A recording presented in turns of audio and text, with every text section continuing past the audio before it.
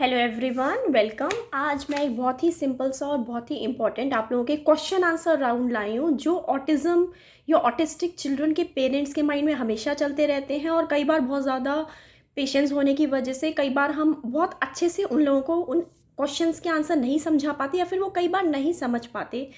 तो कौन कौन से ऐसे बहुत ही कॉमन क्वेश्चंस हैं जो ऑटिस्टिक पेरेंट्स के माइंड में हमेशा चलते रहते हैं।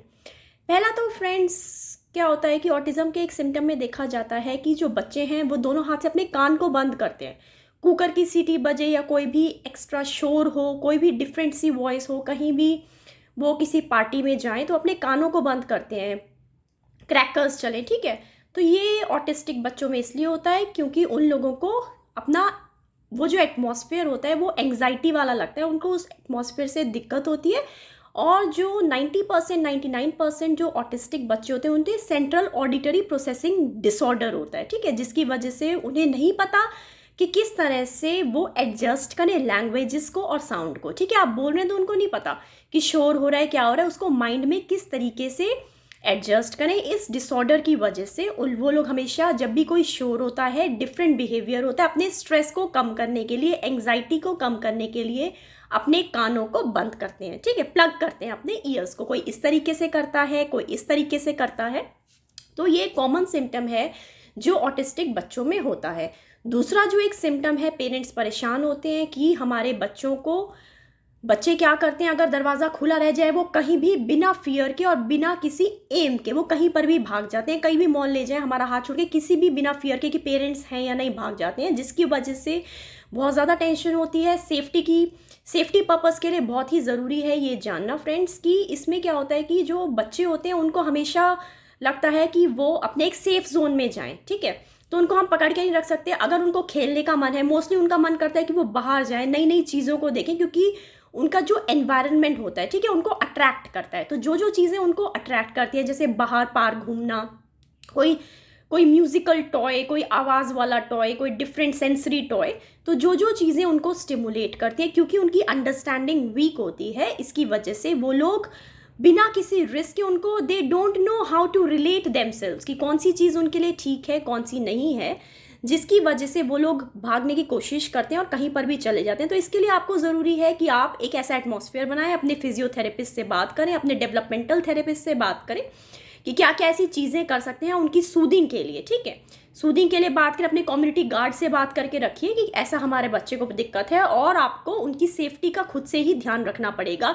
कोशिश करिए उनको घर के एटमॉस्फेयर में कंफर्टेबल करने की, शांत करने की, सूदिंग करने की। एक बार ये सब आपको हैबिट्स बनानी पड़ेगी, हैबिचुअल करना पड़ेगा कि घर में उनकी एक कॉर्नर पे एक जगह करके वहाँ पे ट्रैम्पोलिन आप दे सकते हैं, उसको बॉल दे सकते हैं, उसको उसकी पसंदीदा चीज़ें घर में दीजिए, घर में वैसा एटमॉस्फेयर दीजिए, पार्क टाइप का कुछ एटमॉस्फेयर आप घर में क्रिएट कीजिए, जिससे उनका जो सारा एंगर है, जितनी भी उनको सेंसरी प्रॉब्लम्स आ रही हैं, वो घर में उनका इशू खत्म हो जाए। तो ये एक बहुत ही कॉमन सिम्टम है।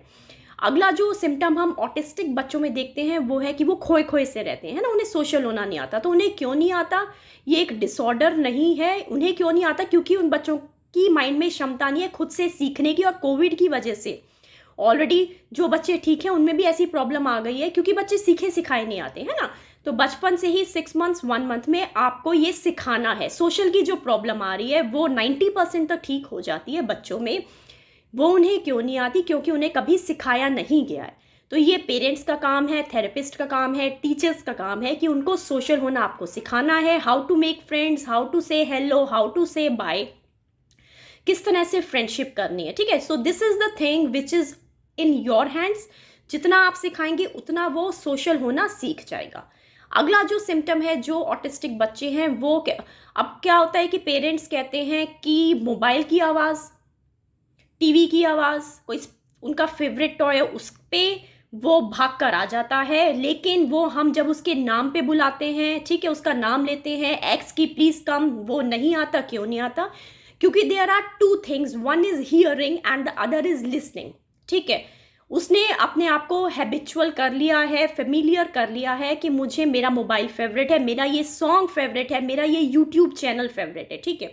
उसकी जो सुनी सुनाई आवाज़ में उसने 1 साल 2 साल 3 साल में अपने आप को फेमिलियर कर लिया है, एडॉप्ट कर लिया है। वही आवाज़ अगर बार बार बजेगी वो दौड़ के चला आएगा। This is because this is hearing, this is not listening. Hearing skill develop हो गई है, लेकिन जब आप उसको बुलाते हैं नाम से, एक्स बेटा आ जाओ, तो वो नहीं आता है, क्योंकि उसमें लिसनिंग स्किल डेवलप नहीं हुई है। ये लिसनिंग स्किल आप लोगों को डेवलप करनी है। जैसे 1 घंटे में 940 वर्ड्स निकलते हैं, ह्यूमन बीइंग का फिनोमिन है, उसी तरह आप लोगों को उनको वो वाले वर्ड्स कानों में डालने हैं जो हियरिंग की तरह वो रट ले, ताकि आगे जाके वो नाम पर भी आए और हर एक चीज़ पर वो रिस्पॉन्ड करें। So there are 2 things. Autistic बच्चों की हियरिंग होती है, लिसनिंग नहीं होती। हर बच्चे का, मैक्सिमम बच्चे का, इसी वजह से बेरा टेस्ट कराया जाता है, ये पता करने के लिए कि हियरिंग, कान उसके ठीक है, और हमेशा 99% कान ठीक रहते हैं, because their listening is affected, their hearing is perfectly normal, their ears are perfectly normal. ठीक है। अगला जो कॉमन सिम्टम है, पेरेंट्स पूछते हैं, वो कहते हैं कि बच्चा क्यों ऐसे फ्लैपिंग करता है, हैंड्स की फ्लैपिंग क्यों करता है, कहीं भी एक्साइट होता है, बच्चों के बीच जाता है, पार्टीज में जाता है, गैदरिंग्स में जाता है, वो फ्लैप करता है। हैंड्स को फ्लैप इसलिए करता है क्योंकि जिस तरह से उसकी सेंसरी स्टिमुलाई डिक्रीज होती है, सेंसेशन इश्यूज आते हैं, उसी तरह उनका जो सेंट्रल नर्वस सिस्टम है और पेरिफेरल नर्वस सिस्टम है, तो सेंट्रल नर्वस सिस्टम उसका हाइपो स्टिमुलेटेड है, उसकी सेंसेशंस कम है। सेंट्रल नर्वस सिस्टम काम कम कर रहा है, और जो पेरिफेरल नर्वस सिस्टम है, जो आसपास का पेरीफेरी है, वो काम ज़्यादा कर रही है। सेंट्रल इनपुट कम होने की वजह से उसका ब्रेन उसको स्टिमुलेट टाइम से नहीं हो पाता। जैसे कि कभी भी आपको, आपका हाथ जलने वाला है, तो आपके पास सबसे पहले ब्रेन को स्टिमुलस जाता है कि अपने हाथ को हटा लीजिए ताकि आपका हाथ बर्न ना हो। इन बच्चों का जो स्टिमुलस है वो बीच में ब्रेक हो रहा होता है, ब्लॉक हो रहा होता है, और वो ब्रेन तक नहीं जाता, जिसकी वजह से वो केवल फ्लैपिंग करते हैं एक्साइटमेंट में। ठीक है। उनको नहीं पता कि सोचना क्या है उस टाइम पे, कैसा रिएक्ट करना है। उनको सिर्फ इतना पता है कि उनको पेरिफेरल एक स्टिमुलस मिला है, एक आउटसाइड स्टिमुलस मिला है, और उनका सिर्फ उनके हैंड्स फ्लैप करना शुरू हो जाते हैं, क्योंकि the stimulus is not reaching to the brain. जैसे जैसे उनकी अंडरस्टैंडिंग स्ट्रांग होगी, उनके सेंसरी इश्यूज रिजॉल्व होंगे। कुछ बच्चों के मुंह में सेंसरी इश्यूज आते हैं, वो चबाते रहते हैं चीनी, नमक। कुछ बच्चों के पैरों में आते हैं, उन्हें कंबल, उनको, कुछ बच्चों को जरा सा एक्सरसाइज के लिए टच भी कर दो वो इरिटेट हो जाते हैं, क्योंकि उनकी पैरों की, हाथ की जॉइंट पोजीशन सेंस इसीलिए कराई जाती है क्योंकि उनकी हाथों पैरों हर जगह की जो सेंसरी इश्यूज हैं, जो सेंसेशन है, वो परफेक्ट हो जाए। इसलिए कहते हैं जो हाइपर एक्टिव बच्चे होते हैं, ADHD के, ऑटिज्म के बच्चों को हाथ भी नहीं लगाने देते, एकदम से रिएक्ट करते हैं कि मुझे हाथ मत लगाओ, डोंट टच मी, एकदम से क्राई करते हैं, एंगर शो करते हैं, क्योंकि उनको सेंसरी इश्यूज हैं, दे आर हाइपोसेंस। ठीक है। They are the system of sensation is in hypo state. ठीक है। पेरिफेरल स्टिमुलस हाइपर स्टेट में है, ब्रेन का जो सेंट्रल नर्वस सिस्टम है वो हाइपो स्टेट में है, जिसकी वजह से एक डिसबैलेंस हो रहा है, and due to this disbalance all the symptoms are coming.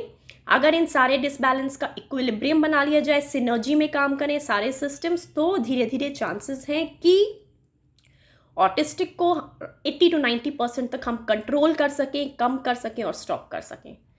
तो फ्रेंड्स, ये थे कुछ कॉमन क्वेश्चन आंसर्स। ठीक है। अगर आपका कोई भी क्वेश्चन है ऑटिज्म को लेके, तो आप इस मुझे कमेंट में बता सकते हैं। ठीक है। तो नेक्स्ट वीडियो, अगर आपका कोई भी और क्वेश्चन है रिलेटेड टू ऑटिज्म, ADHD, कोई भी आपकी क्वेरी है, कोई भी क्वेश्चन है कि बच्चे में ये सिम्टम क्यों है और क्या करना चाहिए, तो आप मुझे कमेंट में लिखिए। तो नेक्स्ट वीडियो में I will solve that query, और उसके मैं आपको सॉल्यूशंस भी बताऊंगी, आंसर्स भी बताऊंगी, रेमेडीज भी बताऊंगी। So hope you like the video. इसको अच्छे से पढ़िए और शेयर और सब्सक्राइब कीजिए। Thank you.